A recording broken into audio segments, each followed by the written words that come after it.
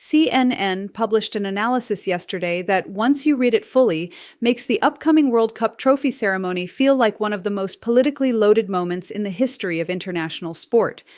The analysis is titled, "Trump Will Present the World Cup Trophy. It Could Be Very Awkward." And the reason it could be very awkward, the reason CNN felt the need to write this analysis in the first place, is that when you go through the list of countries competing at this World Cup and ask what Trump has actually done to each of them, the answer is extraordinary. Not one or two countries, not a handful of political disputes in the background. Almost every significant team still competing at this tournament has been the target of some specific Trump administration action: tariffs, military confrontation, diplomatic insults, accusations, threats, or direct political interference. And at the end of this tournament, on July 19th at MetLife Stadium, the man who did all of these things will be standing on a stage in front of 1 billion people, handing the trophy to the captain of one of these nations. I am MB. This is House of MB. Today we are going through the CNN analysis and what it reveals, team by team, action by action, because the full picture, when you see it assembled in one place, is more extraordinary than any single headline has captured. Let us start with the most dramatic case, Iran. Iran is still in this World Cup. Their group concluded on June 26th with a 1-1 draw against Egypt, and the final standings in Group B are still being calculated as we record this video. But the fact that Iran is at this World Cup at all, competing in a tournament hosted partly by the United States, is itself an extraordinary geopolitical situation. And here is what Trump did while Iran was competing. He made war on Iran, not a diplomatic dispute, not sanctions, military action. The Trump administration, alongside Israel, launched military operations against Iran, while the Iranian national football team was training in Tijuana and commuting across the US-Mexico border to play their matches. Iranian players were competing in group stage matches while their country was under military attack from the host nation of the tournament they were playing in. And then Trump, the commander-in-chief of the military conducting those operations, is confirmed to be presenting the World Cup trophy at the final. The Iranian team, whose country Trump made war on, could theoretically still advance to that final. If they do, they would be receiving the trophy from the man whose administration launched military strikes on their country while they were trying to play football. This is not a hypothetical political tension. This is the literal reality of the 2026 World Cup. FIFA has said nothing about it that adequately addresses its gravity. Now let us talk about Brazil. Brazil are one of the tournament favorites. They have one of the most passionate football fan bases on earth. Their opening match against Morocco was the most anticipated fixture of the group stage, and Trump put 40% tariffs on Brazil. 40%. These tariffs were imposed, according to CNN's reporting, to punish Brazil for opposing his friend, former Brazilian President Jair Bolsonaro. Bolsonaro, for context, is currently serving a 27-year prison sentence in Brazil for an attempted coup against the democratic government that replaced him. Trump, in imposing 40% tariffs on Brazil, was economically punishing a democratic nation for doing what democratic justice systems are supposed to do, holding accountable a leader who tried to illegally overturn an election. And when Brazil wins their World Cup matches, when Brazilian players celebrate on that pitch with 1 billion fans watching, they are doing so while their country is subject to 40% American tariffs imposed by the man who will be handing the trophy to their captain if they win the tournament. Now let us talk about Spain. Spain are one of Europe's top contenders at this World Cup. They are a footballing nation with a rich World Cup history, multiple European championships, and a squad that many analysts consider among the favorites to win the entire tournament. Trump called Spain a horror show. He made this comment specifically in relation to Spain's opposition to his administration's military action against Iran. Spain, as a NATO ally and democratic European nation, expressed its opposition to military operations that it had not been consulted about and did not support. Trump's response was to call Spain a horror show and threatened to cut off all trade with the country. A horror show. That is how the man who will present the World Cup trophy described a competing nation at this World Cup. And now Spanish players are competing in that tournament, potentially on their way to a final, where the man who called their country a horror show will be on stage when they lift the trophy. Let us talk about South Africa. South Africa's participation at this World Cup was historic. Their first appearance at the tournament since 2010, when they hosted it on home soil. Their opening match against Mexico, which ended 2-0, was notable for the fact that FIFA's trophy ceremony, the opening ceremony, not the final, included 2 red cards. But what has Trump done in relation to South Africa? He accused South Africa's president of what he called genocide against white farmers in the Oval Office, a direct accusation made face-to-face with South Africa's head of state, based on claims that have been widely disputed and challenged by fact-checkers and South Africa's own government. He has also fast-tracked visas for white South Africans under a specific program, treating them as a preferred group while maintaining the travel restrictions that affect citizens from dozens of other nations, including many African countries.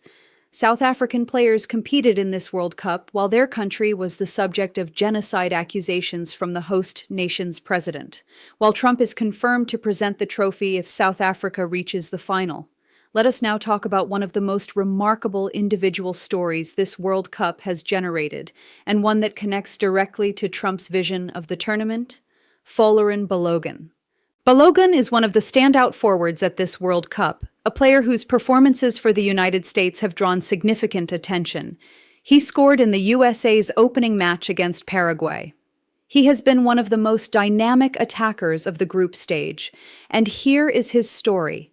Balogun was born in the United States. He holds American, British, and Nigerian citizenship. Before this World Cup, he had represented England at youth level and was eligible to play for Nigeria at senior level.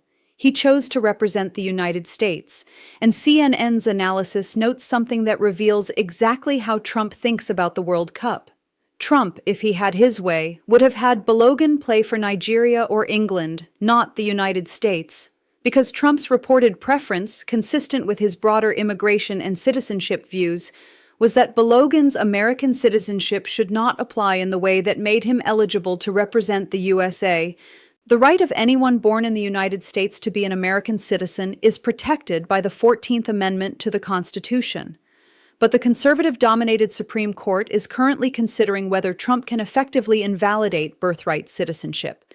If Trump succeeds in that legal effort, if birthright citizenship is curtailed in the way his administration is seeking, then a player like Balogun might not be able to make the choice he made.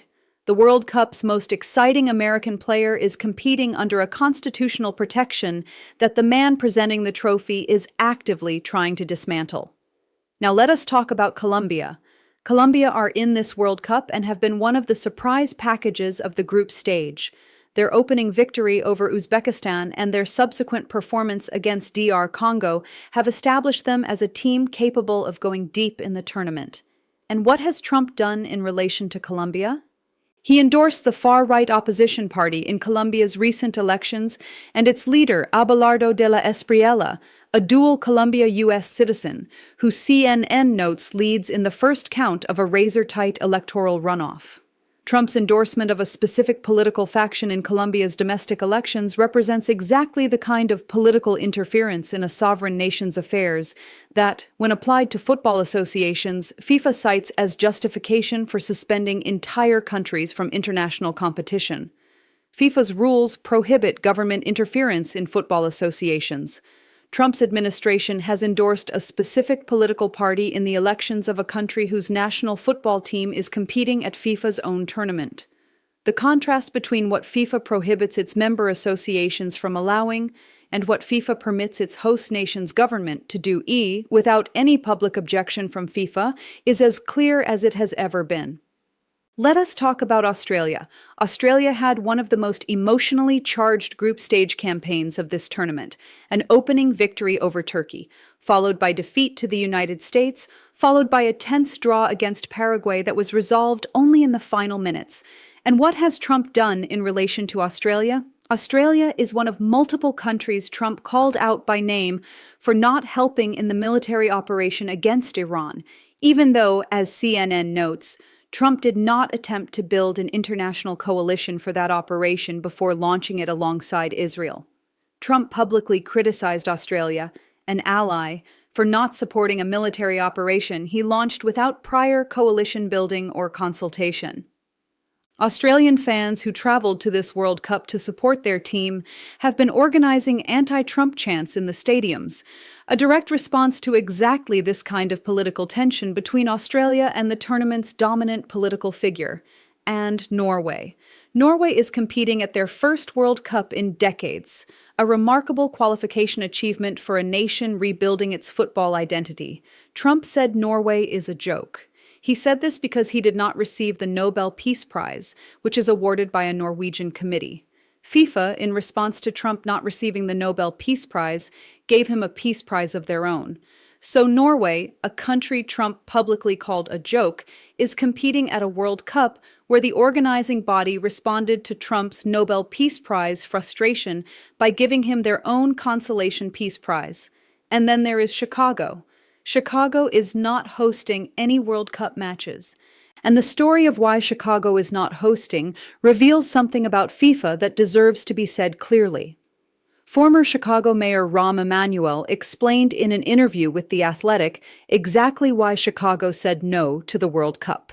FIFA demanded that a dome be installed over Soldier Field, Chicago's iconic stadium, at a cost of hundreds of millions of dollars to be paid by Chicago's taxpayers. Emanuel's response was direct. He asked FIFA, "You expect me to treat Chicago taxpayers as the dumb money at the table?" He said you cannot have something in there that leaves the city and the taxpayers exposed, and you get to decide it, and I have no vote in it.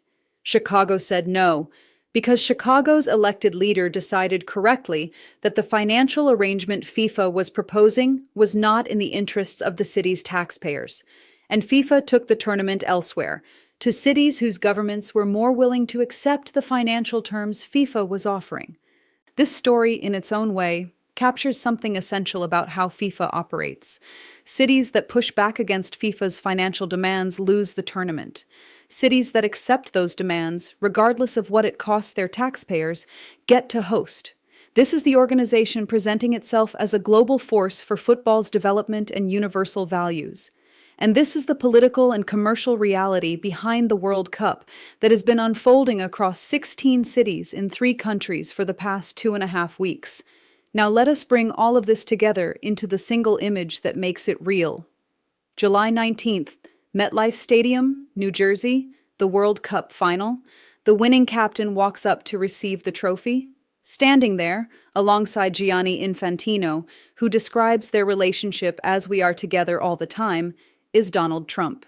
And the winning captain could be from Brazil, whose country he hit with 40% tariffs, or from Spain, whose country he called a horror show, or from Iran, whose country he made war on, or from Colombia, whose elections his administration is trying to influence, or from Australia, whose government he publicly criticized for not supporting a military operation he launched without consulting them, or from Argentina, a country whose former President Bolsonaro was a close Trump ally, whose current political landscape has shifted in ways Trump has commented on publicly, or from England, a country whose recent prime ministerial change Trump reportedly seemed to delight in and where he owns a golf course, or from Morocco, a country whose region was affected by diplomatic tensions related to Trump's Middle East positions. Every team, one man, one stage, one trophy, and a FIFA president who says they are together all the time. This is the World Cup that was supposed to celebrate football's universal power to bring the world together. This is the reality that CNN's analysis laid bare, that the man who has done something politically significant to almost every country competing at this tournament will be the one standing on that stage when one of those countries lifts the greatest trophy in football.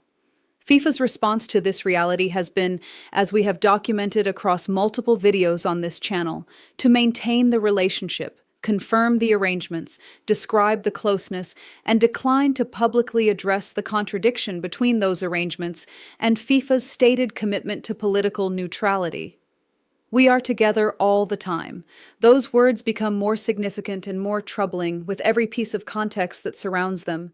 The tariffs, the war, The insults, the election interference, the citizenship battles, the Nobel Peace Prize complaint, the consolation FIFA Peace Prize, and at the end of it all, July 19th, MetLife Stadium, Trump, Infantino, trophy, winning captain from one of the countries Trump has targeted, 1 billion people watching, 3 weeks away.